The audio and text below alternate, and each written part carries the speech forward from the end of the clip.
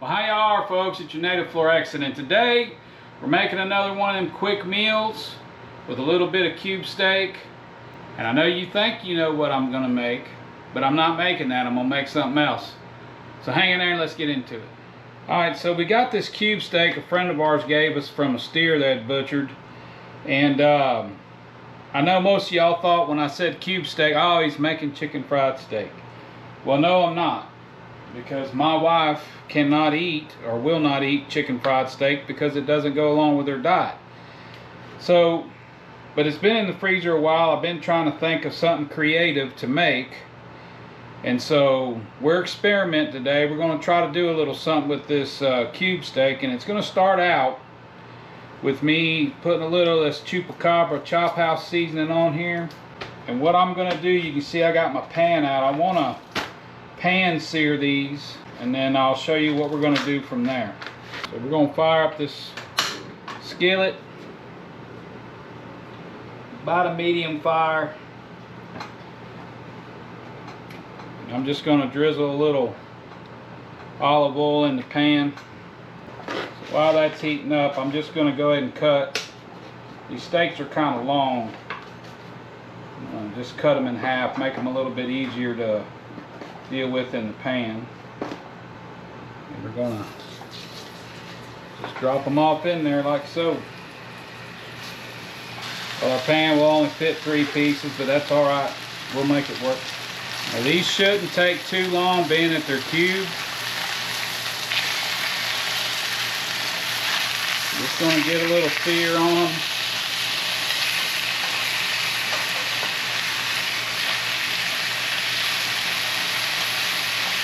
How we're going to finish them is really how we're going to flavor them.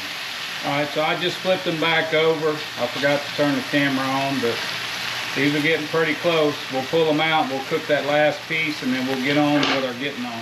Flipping them back, checking them out. I got clear juices running, so we're going to say these are done. Alright, now this one's done. I'm going to add half a cup of water to this pan. That'll help pull off that fond.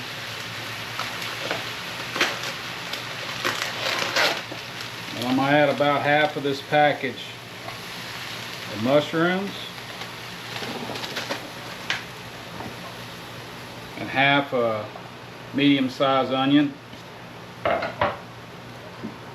We're going to put the lid on that and let it cook for a little bit. Well, let's take a peek at how we're doing here. Oh yeah. Looks like we got fond off the bottom. Everything's starting to cook down. So we'll let this go another 5 minutes more or so. Get these vegetables nice and soft. Alrighty, let's pull this cover off. Set that aside.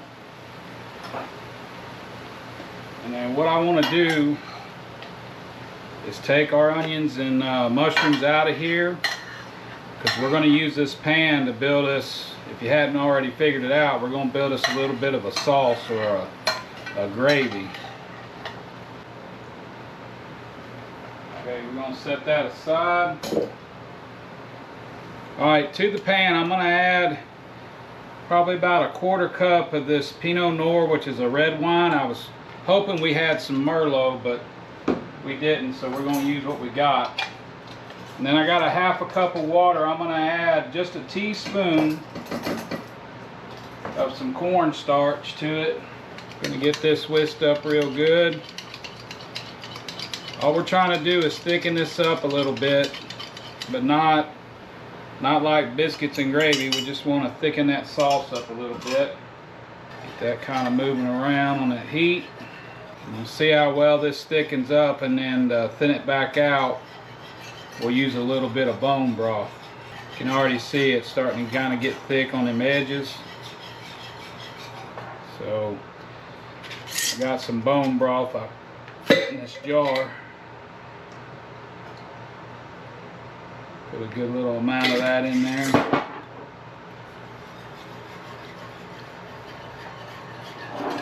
Let it come back up to temp, and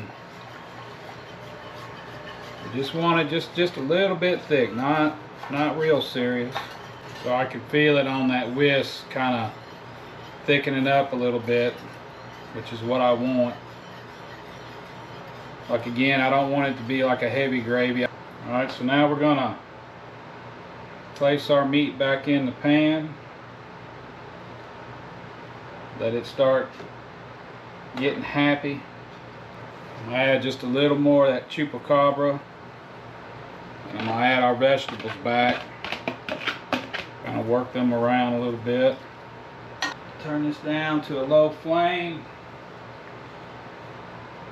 Put the lid on it. We're gonna let it run like that for about 10-15 minutes. Long enough for me to kind of clean up a little bit.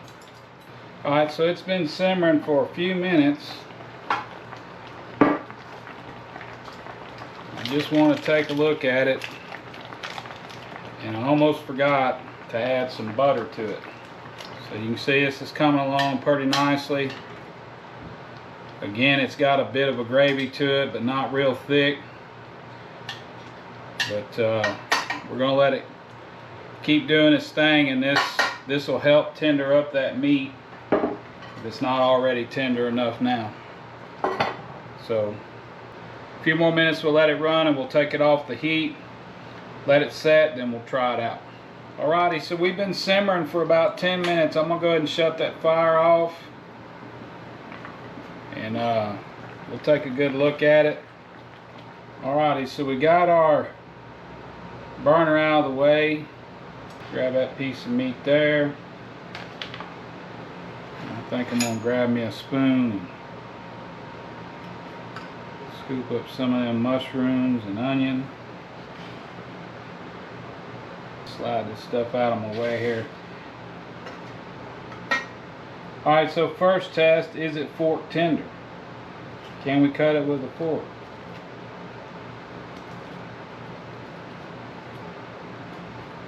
Yeah, we can. It takes a little bit of effort, so grab a mushroom. Grab this. Let's see how she tastes.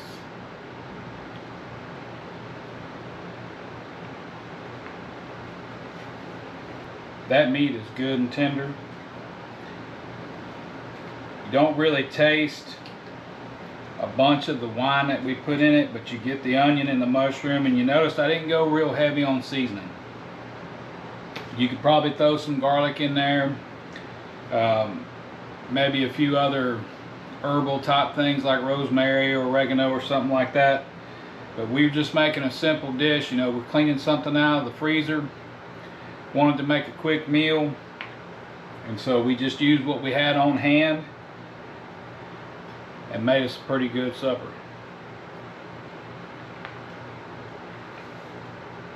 Man, it's good.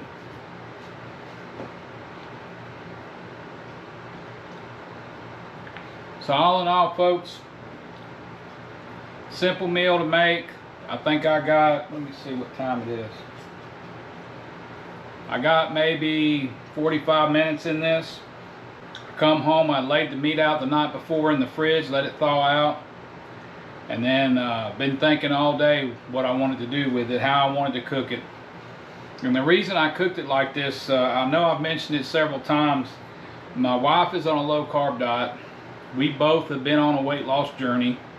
And combined, we've lost probably about 120 pounds between the two of us. So we've lost a small person. And part of that is how we eat and trying to stick to a low carb lifestyle, which I'm not really sticking to it as much as she is, but hey, more power to her. She's doing a great job, and I'm just trying to support that. So again, this could have been chicken fried steak, but instead we made a little steak with the gravy, and I know the cornstarch we put in there is adding some carbs, but all in all, a teaspoon of cornstarch is only 7 grams of carbs. So not too bad. I didn't say no carb, I said low carb. So, but everything else come out good in this. I encourage you to give it a try. I encourage you to just go look through your freezer, see what you got, throw something together. I enjoy it, wholeheartedly enjoy doing this. My most fun is not following recipes, it's just coming up with something on the fly. So hope you enjoy to do that too. Thanks to all you subscribers. I really appreciate y'all's support. And to you new people watching me, if you haven't subscribed to the channel, please go ahead and do that. Hit that subscribe button, ring the bell, and that way you'll get notifications of whenever I post videos making stuff like this. And hit me a like if you would. Other than that, thanks for watching. We'll see you on the next one.